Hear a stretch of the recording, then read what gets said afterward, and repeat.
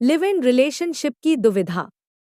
एक दिल छू लेने वाली हिंदी कहानी के लिए तैयार हो जाइए जो लिव इन रिलेशनशिप के आधुनिक भारतीय विषय पर प्रकाश डालती है और लिव इन रिलेशनशिप की दुविधा को भी कवर करती है।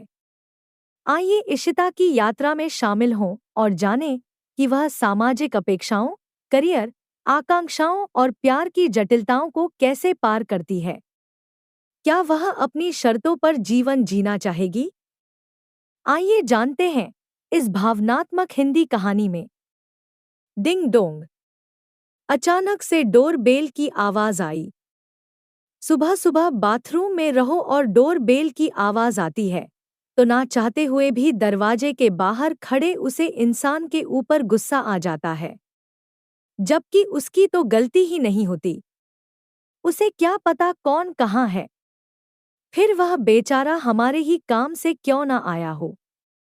दूध वाला, न्यूज़पेपर वाला, फूल वाला और आजकल तो कई ऑनलाइन ऐप है जो घर पर सामान डिलीवरी करते हैं। बाजार जाने की जरूरत ही नहीं, फोन पर सारे काम हो जाते हैं। लेकिन अब कौन समझाए, सुबह सुबह बार बार दरवाजा खोलना भी किसी नौकरी से कम नहीं। फिलहाल अपने गुस्से को काबू में करके जल्दी जल्दी बाहर आकर दरवाजा खोला और दरवाजा खोलते ही मेरा सारा गुस्सा दरवाजे के बाहर खड़े उसे शख्स को देखकर खुशी में बदल गया। दरवाजा खुलते ही उसने सरप्राइज बोलते हुए जोर से गले लगा लिया और मुझे ऐसा लगा जैसे सुबह सुबह जन्नत मिल गई। इशू, तुम यहाँ, और मुझे बताया भी नहीं? बताती तो आपके चेहरे पर यह खुशी कैसे देख पाती। यह इशू है, यानी इशिता कॉलेज में मेरी जूनियर लेकिन मेरी सबसे अच्छी सहेली और जिसे मैं अपनी बहन की तरह मानती हूँ। मैं उसे अपनी सारी उलझनें बता सकती हूँ और वह मुझे। शादी के बाद अपने पति के साथ दूसरे शहर में आ गई, लेकिन फिर भी फोन पर मैं और इशू घंटे बातें करते। आज इशू को अचानक देखकर खुशी तो हुई, लेकिन मन में सवाल भी था कि अचानक से यहाँ। उसने बताया कि ऑफिस से छुट्टी लेकर आई है, पूरे सप्ताह की। समझ में नहीं आया। फिलहाल बेचारी कानपुर से मदुरई मुझसे मिलने आई और मैं ना जाने क्या क्या सोच रही हूँ। मैंने उसे फ्रेश होने के लिए भेजा और नाश्ता बनाने किचन में चली गई। हम दोनों ने साथ में नाश्ता किया। नाश्ता खत्म होते ही इशू ने कहा, दीदी मैं चाय बनाती हूँ आपके लिए, आपकी फेवरेट वाली। इशू, तुम मुझसे कुछ कहना चाहती हो? इशू, दीदी आपको कैसे पता? मैडम इशू जी, आप चाय की रिश्वत तभी देती है जब आपको कोई बात मनवानी हो या आप किसी उलझन में हो, समझी? इशू, सच दीदी आपसे अच्छा कोई नहीं समझा मुझे, मेरे माँ पापा भी नहीं, इसलिए मैं सीधे आपके पास आ गई। क्या करूं, कुछ समझ नहीं आ रहा है। इशू, तुम पहले आराम से बैठो फिर बात करो। दीदी आप लिव इन रिलेशनशिप के बारे में क्या सोचती हैं? क्या इस तरह से रहना ठीक नहीं होता? देख इशू, हम क्या सोचते हैं फर्क इससे पड़ता है। लोग क्या सोचते हैं, क्या कहते हैं, इससे नहीं। लोगों को तो कुछ कहने को चाहिए, फिर वह चाहे अच्छा हो या बुरा। वैसे तू यह क्यों पूछ रही है, यह बता। दीदी आपको तो पता है ना, मैं सोमेश को पसंद करती हूँ और वह भी मुझे पसंद करता है। सोमेश और मैं लिविंग में रहना चाहते हैं क्योंकि हम अभी शादी नहीं करना चाहते, क्योंकि शादी के बाद बहुत सारी जिम्मेदारियां हो जाएगी और मैं अपने करियर पर ध्यान नहीं दे पाऊंगी।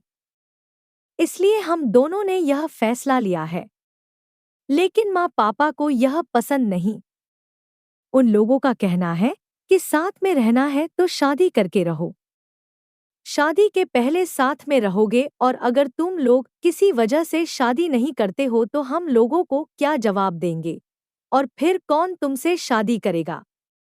देख इशू, आंटी अंकल की बात भी सही है अगर हम उनकी जगह खुद को रख कर देखें तो। क्योंकि हम जिस समाज में रहते हैं, जिस परिवेश में रहते हैं, वहाँ इस तरह का रहना गलत समझा जाता है। विदेश की बात कुछ और है, उनकी संस्कृति अलग है और हमारा अलग है। हम लोगों के साथ यही तो प्रॉब्लम है। हम लोगों विदेश से उनकी भाषा, उनका रहन-सहन, उनका पहनावा, उनका खाना-पीना सब अपना लेते हैं, लेकिन उनकी सोच को नहीं अपना पाते। यही कारण है कि इसे आज भी हमारे यहाँ लोग अच्छा नहीं समझते। इशू, तूने सुमित से पूछा था शादी के लिए तो उसने क्या कहा? दीदी, सोमेश तो तैयार है, लेकिन मैं ही तैयार नहीं हूँ अभी।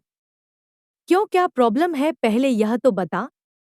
दीदी, शादी के पहले तो सब यही कहते हैं कि बहू को शादी के बाद कोई प्रॉब्लम नहीं होगी, जॉब कर सकती है, जैसे चाहे रह सकती है। लेकिन आप ही बताओ, ऐसा कोई घर या ऐसे लोग जो शादी के बाद भी अपनी बहू को करियर पर ध्यान देने के लिए सहयोग करें? शादी के बाद जॉब के साथ साथ घर भी संभालना बहू की जिम्मेदारी बना देते हैं। ऊपर से ऑफिस से देर से क्यों आई? किससे बात कर रही हो? ऑफिस से कोई आ गया तो कौन है? क्यों आया है? दीदी, मैं इन सब के लिए तैयार नहीं हूँ और इन सब चक्करों में पड़कर मैं अपना सपना नहीं खोना चाहती। वह सब ठीक है इशू, मैं समझती हूँ। शादी की जिम्मेदारियां निभाना बच्चों का खेल नहीं है। शादी वह जिम्मेदारी है जिसे जीवन में दो मंझे हुए लोग ही निभा सकते हैं। इशू, यह भी सच है। लिव इन रिलेशनशिप में रहने पर कोई जिम्मेदारी नहीं, तुम दोनों ही इंडिपेंडेंट हो, किसी पर किसी का कोई भार नहीं होगा। मैं तो यही चाहती हूँ कि तुम लोग लिव इन रिलेशनशिप से शादी तक का सफर तय करो। लेकिन क्या यह सोचा है इशू कि अगर तुम लोगों ने शादी नहीं की और अलग होने का फैसला किया तो तुम किस मानसिक स्थिति से गुजरोगी? हर चीज के कुछ फायदे और कुछ नुकसान होते हैं। इशू, तुम सुमेश के साथ रहोगी तो उससे तुम्हारा लगाव नहीं होगा क्या? और अगर बाद में तुम लोग शादी करते हो तो अच्छा है, लेकिन नहीं करते हो तो उसे अपने दिल दिमाग से इतनी आसानी से निकाल पाओगी? किसी और को अपने जीवन में स्थान दे पाओगी? हम लड़कियों के लिए किसी रिश्ते से निकलना या किसी को अपने जीवन से निकाल देना आसान नहीं है। इशू, हम लोग कभी कभी भावनाओं में या अपनी इच्छाओं को पूरा करने के लिए ऐसा फैसला ले लेते हैं जिसका पश्चाताप हमें जीवन भर रहता है। हमें सपनों की दुनिया में नहीं, इस वास्तविक दुनिया में जीवन जीना है। लाइफ कोई मूवी तो नहीं जिसमें आखिर में हैप्पी एंडिंग लिखकर आ जाए, सब कुछ हमारे हिसाब से हो या जैसा हम सोच रहे हैं वैसा चले, यह जरूरी तो नहीं है। क्या तुम्हें कॉलेज वाली रीमा और रौनक का रिश्ता याद नहीं? वह तो सिर्फ कॉलेज की बात थी। तुम तो साथ में रहने का निर्णय लेना चाहती हो। तुमने देखा था रौनक से ब्रेकअप होने पर रीमा की क्या हालत थी। वह किस स्थिति से गुजरी, हम तो इसका अंदाजा भी नहीं लगा सकते। तुम तो खुद इतनी समझदार सुलझी हुई हो, इस बात का निर्णय बहुत सोच समझकर और आराम से लेना। क्योंकि जीवन तो तुम्हारा ही है, तो निर्णय भी तुम्हें ही लेना है और तुम्हारा ही होना भी चाहिए। इस विषय पर बहुत सूझबूझ और धैर्य से सोचना, जो तुम्हारी अंतरात्मा कहे वही करना। ना दिल की सुनो, ना दिमाग की, क्योंकि दिल और दिमाग दोनों अपने अपने फायदे गिनवाते हैं, ठीक है ना? और तुम यहाँ हो इसका मतलब यह है कि दिल ने तुम्हें अपने ज्यादा फायदे गिनवाए हैं और दिमाग उसे करने को तैयार नहीं है, और तुम्हें जिससे पूछना चाहिए उससे पूछा ही नहीं। ठीक कह रही हूँ ना मैं? हाँ दीदी, आप ठीक कह रही हैं। ठीक है, अब तू चाय बना, मैं छुट्टी के लिए ऑफिस में फोन कर देती हूँ, फिर साथ में घूमने चलेंगे। इशू, एक बात और, तुम्हारा सम्मान तुम्हारे अपने हाथों में है, इस बात का हमेशा ध्यान रखना। दूसरे लोग तुम्हारा सम्मान तभी करेंगे जब तुम खुद का सम्मान करोगी। चलो अब मैं जल्दी से तैयार हो जाती हूँ, तुम भी तैयार हो जाओ, फिर बाहर चलेंगे।